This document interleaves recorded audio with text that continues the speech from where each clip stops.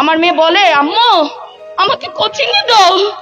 মা, আমাকে যদি কোচিং এ না দাও মিসটা আমাকে আদর করে না।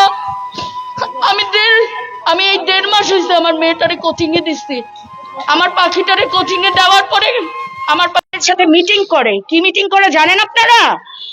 সে তার স্কুল বাঁচানোর জন্য মিটিং করে। কেন? তার কাছে কি আমাদের বাচ্চাগুলোর কোনো দাম নাই? তার স্কুলের দাম বেশি না আমাদের বাচ্চাগুলোর দাম বেশি? যেদিন প্লেন ক্রাশ হয়েছে আমার চোখের সামনে দিয়ে নুরুন নবী স্যারের গাড়িগুলো সব বের হয়ে গেছে। একটা একটা করে গাড়ি সে বের করে দিছে। কেন রে ভাই? এই গাড়িগুলো আমাদের টাকায় কেনা ছিল না? তাহলে সে গাড়ি বের করে দিছে। আরিয়ান নামের একটা বাচ্চা, সেই বাচ্চাটারে পায়ের নিচে ফেলাইয়া রিকশায় করে নিয়ে গেছে। কেন? এটা কি স্যারের দায়িত্ব ছিল না?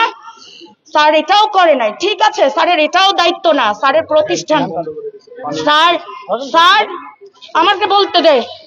স্যার কি করলো?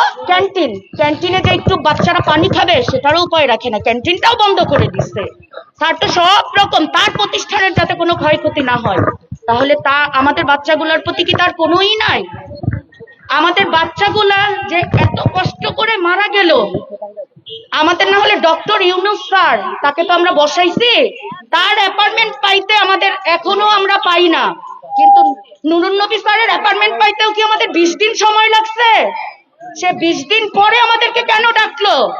যখন আমরা এই প্রশ্ন করি যে স্যার আপনাকে 20 দিন পরে আমাদের কেন ডাকলেন, বলে আমি তো সবার বাসায় বাসায় গিয়েছি। সে কয়জনের বাসায় গেছে ভাই? সে বাসায় গেছে, কার কার বাসায় গেছে? সে কোচিং, তার বলে জানেন আপনারা